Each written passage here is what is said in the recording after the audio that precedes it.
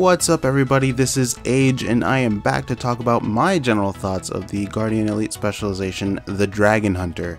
After trying this specialization out in the first beta weekend event, I've got quite a bit to say about this one.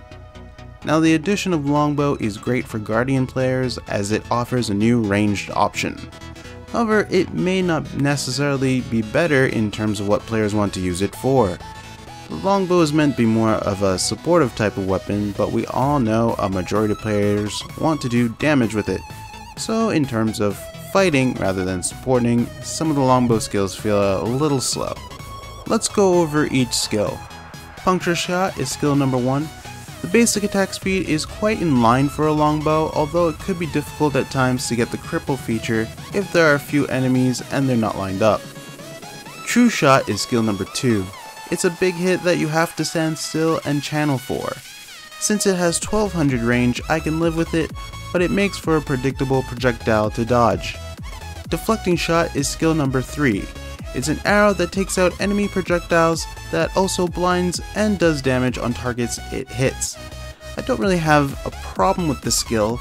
The only thing I would like, and this is a personal preference, is to have this skill automatically shoot where you're facing or targeting rather than be a skill shot. Symbol of Energy is skill number 4. It's a slow arcing arrow that turns into a symbol on impact that causes damage and burning while granting vigor to allies. It's a pretty good symbol, but I'd say speed up the slow arcing part. Hunter's Ward is skill number 5. It's basically a ranger's barrage with a barrier that locks down enemies in an area after you successfully channel it. This is a bit of a double-edged sword. If you guess correctly where enemies will be 3 seconds after the cast, they will be locked down. If not, they won't be locked down. If you move, the entire cast ends early. Also, it looks like there's a bug where the barrage portion doesn't hit at all versus smaller targets. Landing Symbol of Energy and Hunter's Ward can be a pain sometimes. Using these two skills are more rewarding in group fights given that you're at a good distance and not getting jumped. I will say though that attacking crippled opponents with these skills provide better results. Okay, now for Dragonhunter traps. To be quite frank, these traps have way too long of an arm time. In Verdant Brink, I used traps if I wanted protection in case some random enemy came at me, or if I knew I could get a full cast in. I say shave the arm time in half. I hate to make the comparison, but other traps in the game have half a second arm time, and I feel that's a good spot for a trap's cast time. With this in mind, the only traps I saw worth using in PvE were Procession of Blades, which does straight up 10 hits of damage, Test of Fate, which is a zone trap that cripples foes who pass through the threshold, and Dragon's Maw, which is the elite trap that pulls in and holds enemies. The healing trap Purification meant death for me, as it had a long arm time, an initial heal, and a trigger heal. If I'm fighting a ranged enemy, I get half the benefit of this trap. There aren't a lot of enemies currently that warrant the reveal effect from the trap Light's Judgment, but the 10 stacks of vulnerability it applies might be worth testing out more.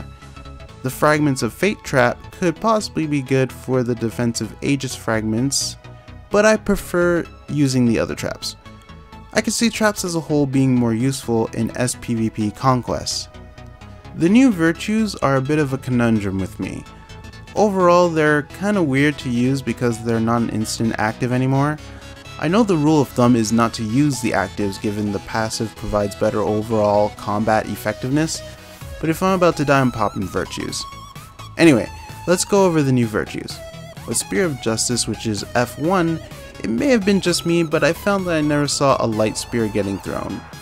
Also, it always looked like I tethered to one enemy rather than 2 or 3 if I used the spear in a mob.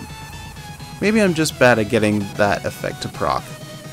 The burn pulses work well though. Wings of Resolve, which is F2, is alright. Maybe the animation when reaching max height and coming down could be a little faster in order to flow better. Shield of Courage, which is F3, is good, but the cast time, in my opinion, should be instant. The Dragonhunter specialization line is solid for adding benefits for the longbow, traps, and virtues. Depending on what you want to do, there's a pretty clear path on what to choose, which simplifies things. A personal thing that I think should be mentioned is the heavy light trait. This trait allows Dragonhunters to knock back with a longbow basic attack on a 7-second cooldown.